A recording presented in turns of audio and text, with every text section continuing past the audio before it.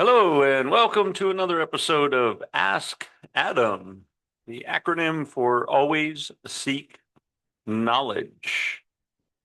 I encourage you to seek knowledge in all parts of your life just to reflect on things you know and things you don't know. Be sort of have that investigative heart, if you will, to understand more about life and maybe about your job and the position and what you do in life, and maybe even investigate your relationship. Always seek knowledge is to understand more, whether it's about yourself, about others, or that someone who's significant in your life. In today's episode, we are looking at the psychology of motivation. If you're ready, like I'm ready, let's begin.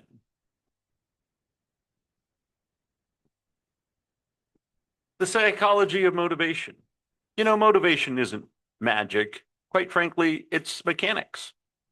It's, well, you don't need more willpower. You need to understand how your brain actually builds momentum. See, motivation isn't just a feeling, it's psychological, neurological responses to clarity, confidence, and, you know it, reward. You know, uh, there was a time where I had motivation, and there was the surge kind of after flatlining when I really wasn't sure what I wanted to do, quite frankly, what I was supposed to be doing. I knew I wanted to do something. There was a drive within. In fact, there was an engine that was running. However, I just couldn't manage to put the darn thing into gear. And quite frankly, even if I could get it into gear, I didn't know where I was going. I was kind of in a car in a strange town on strange roads. Quite frankly, nothing made sense. My motivation came once I understood that I needed to get somewhere and why I needed to get somewhere. It was the clarity of what I needed to be doing, the confidence that I could do it, and the reward of satisfaction for doing it. It was then that I started to figure out how to put the car in gear, or at least slow the engine down a little bit. A little bit of stress and some other things were going on at the time, so the car was running at a much higher RPM. I needed to slow that down. I needed to dial it back, get it back to a reasonable idle, put the vehicle in gear. And I'd like to tell you that I just bought a map and figured out which roads to take, but I didn't. It was a little bit of navigating. It was a little bit of a few wrong turns and going down maybe some sketchy streets that, didn't feel safe, maybe, that I wasn't comfortable with. But nonetheless, I did that. And it was kind of then that clarity and the accountability that, it was me that had to do all of these things to set the RPM at an idle, to safely put the vehicle in gear, to then put it in gear and move forward towards my progress. It was then, and quite frankly, only then, that I started to understand that, things will happen after we do things. They don't happen just because you will them or want them to occur. And I mean, you can think positive thoughts, but that doesn't make anything happen until you start to make steps forward in some level of action, demonstrating that you are ready, willing, and able to do most all of what you need to do in order to get this promise fulfilled. And I'm not saying you need to get in the car, put it in gear, and go 150 miles an hour in all the wrong directions. No, don't waste your time. Because I'll promise to you in this episode that you'll learn 3 psychological triggers that will spark motivation and how to engineer them into your daily life so that you don't have to ride around town. You can dial yourself right in, maybe even the convenience of hitting the old button on the GPS on the dash and drive you exactly where you want to go because you focused on that direction. So what is motivation? I mean, really, what is motivation? Not an emotion, not just energy. Motivation equals desire to act, plus the belief that action matters. Because quite frankly, if you don't think what you're doing is going to get you what you want, you're going to get burned out pretty quick. Certainly not a motivating factor. And I can tell you from personal experience that you can tell your head anything you want, make up stories, even get humble enough to tell the truth. Honestly, your psyche's not going to buy it.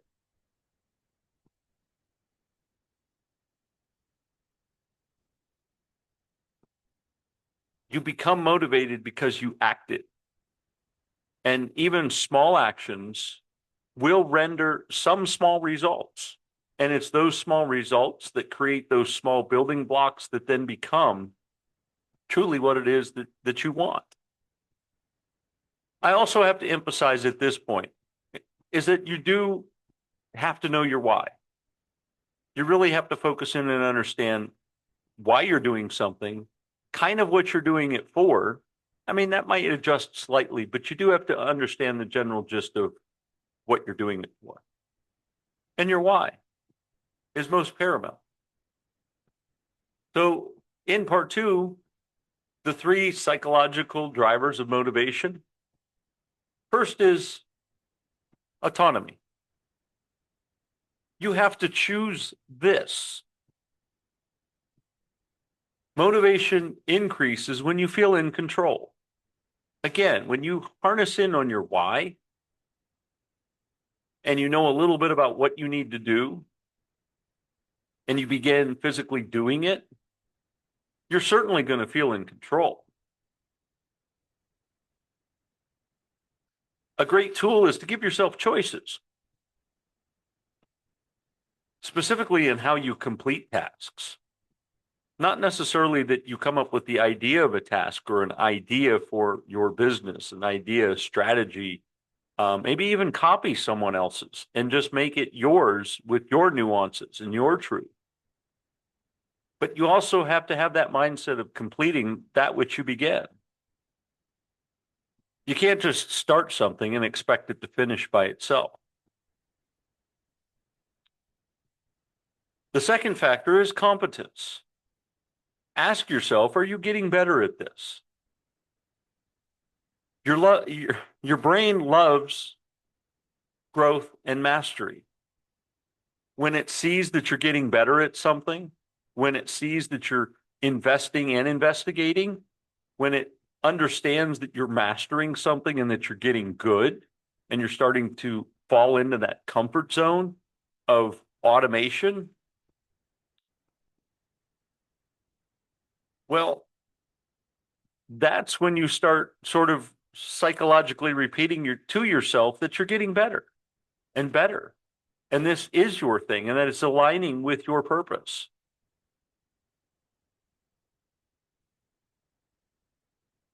An additional tool is to keep in mind to track your small wins. Use micro goals and progress logs. I personally appreciate a spreadsheet because it allows me to put the date, put my function, and maybe the outcome, result, or observation next to it. I can put it in chronological order by date. I could put it in alphabetical order by task, or I can just see that I'm accomplishing things. And quite frankly, there is no better feeling than reaching the harvest time of the year. Yes, that's fall, but it can be any time for your year, depending on when you started your process. When you're starting to feel a little drained, when you're starting to question the seeds that were planted, did they really grow something to fruition, or did they merely just fade out in the back 40 of your field because they didn't get water, nutrition, and maintained? So you can get discouraged by some of that, but keep in mind your micro goals. and keep in mind the progress that you're going through. This is providing that you have competence in what you're doing. And similar to the acronym of Ask Adam, you need to, while you're going through this process, continue to always seek knowledge. If there's something you don't know, figure out how to do it. If there's something you don't know and maybe doing it is a struggle, well, then certainly designate and delegate that task to someone else. It kind of helps that you know a little bit, at least the gist of it, like what it does, so that when someone comes to you with a problem and they say this isn't working, you at least understand a little bit of how important that is, that it works or doesn't work as part of your business and keeping you motivated. Remember, you can always count on someone else to do certain things that, well, you're just not good at. Don't waste your time. But the competence is understanding what it is you're actually doing. If you're making widgets, you need to understand the widget business. And that competence and learning new things about widgets is going to keep you getting better at this.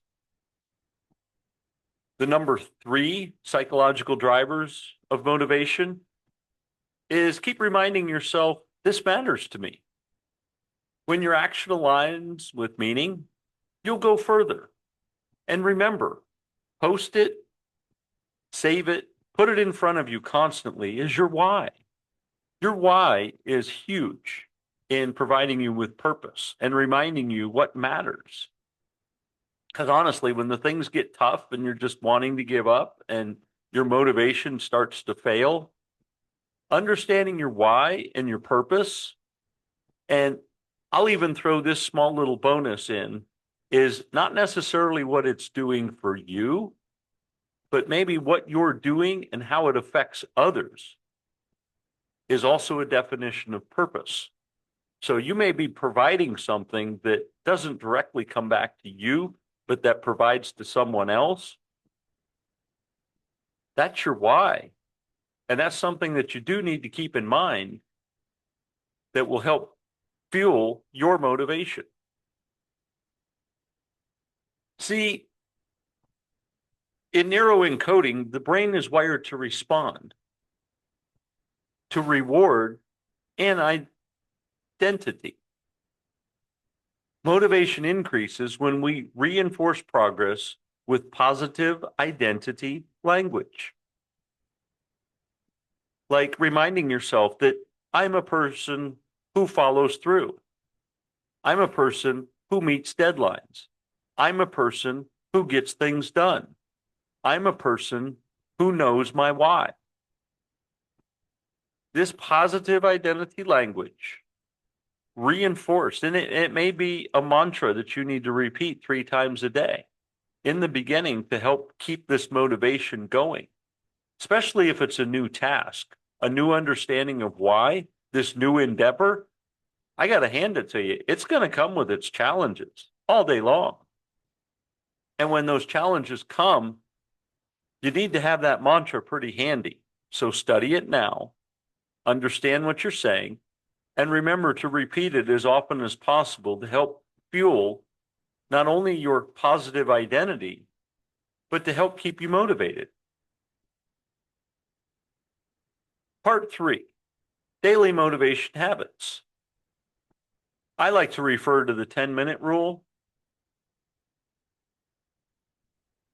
Just start, again, with something small. Start doing something. Start doing something that you know is effective towards your business and your goals. I mean, don't start something just to do something. I mean, start something that you know has a positive effect, maybe financially, to use the term, render some level of ROI. And that's return on investment isn't always financial. So let me be clear about that. But when you just start and you just begin doing something, the brain catches up to action and sees that you're doing it. And you'll actually find that once you are doing something and you hone in on first of all, the most effective way to do something, because you're going to do it several times and figure out the best way to do it. And when you're doing it repetitively, you're going to start discovering shortcuts, and you're going to start becoming more aware of how to find effectiveness in what you're doing. And the brain's catching up to this. And the brain is now starting to memorize and categorize those actions. This can lead to motivational habits. This can lead to your automation. The other part I will subscribe is that you need a visual progress tracker. Dopamine loves seeing streaks and steps, a graph chart, if you will. What it is you're doing, put it in some level of metrics.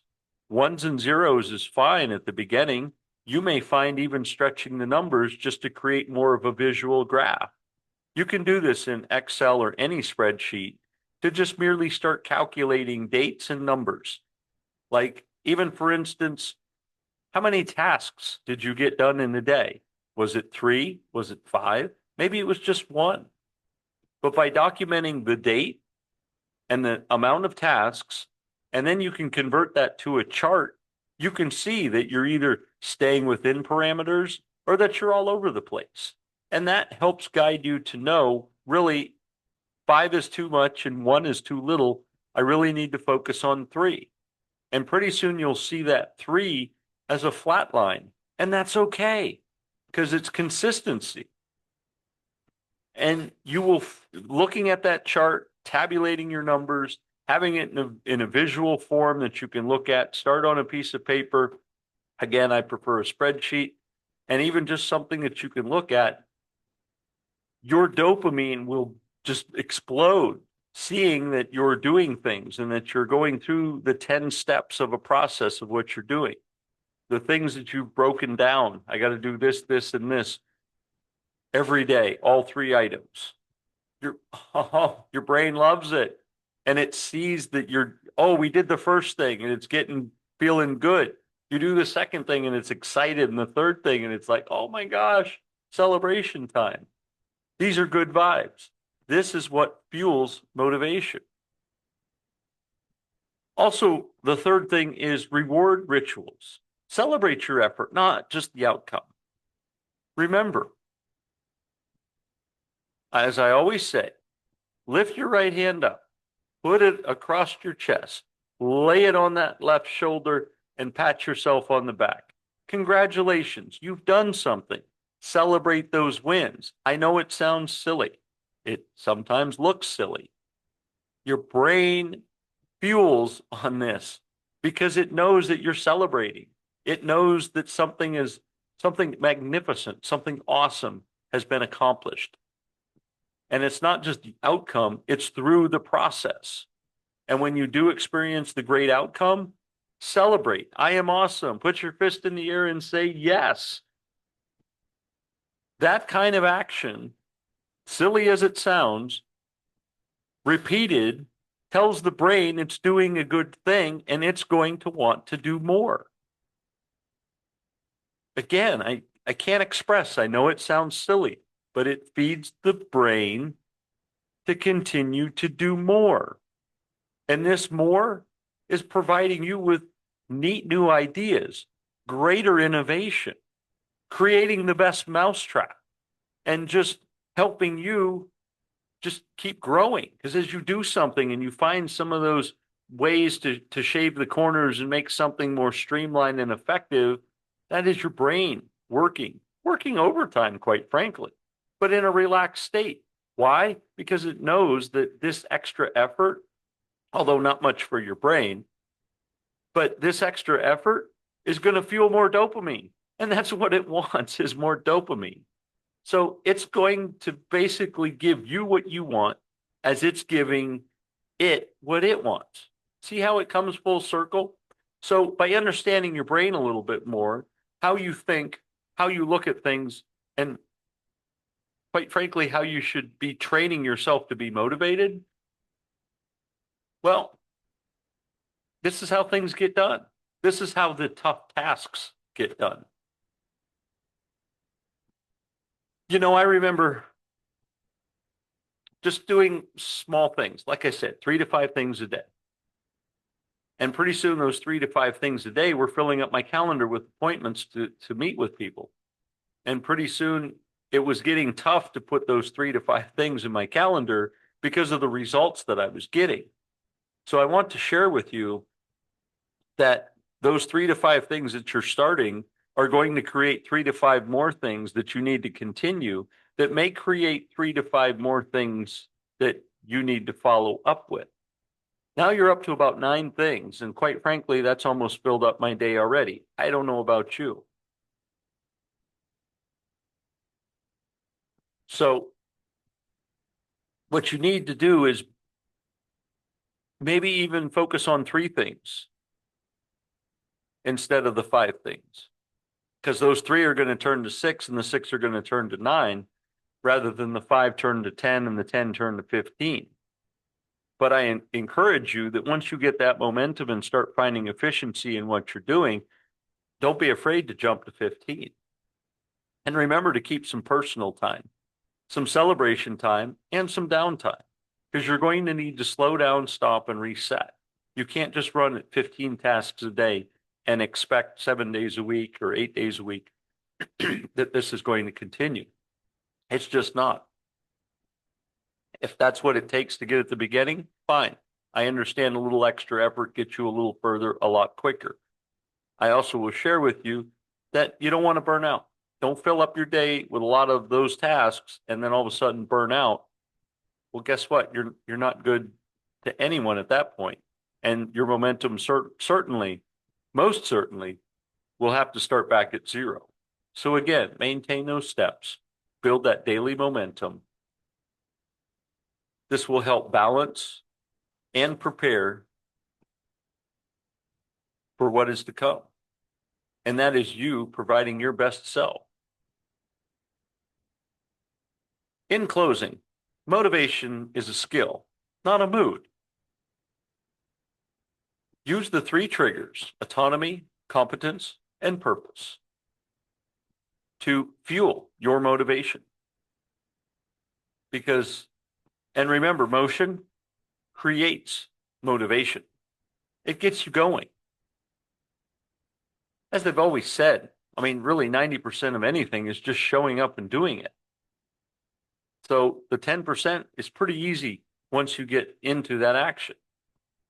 And speaking of action, I encourage you to download the Motivational Builder Blueprint worksheet. Track your micro wins, define your why, and build momentum this week. Tag at AskAdamLive with the hashtag motion to motivation. Hashtag motion to motivation. You don't need to wait to feel ready. Just move. Let your brain catch up to the leader you are becoming. Now, go out and make it a great day.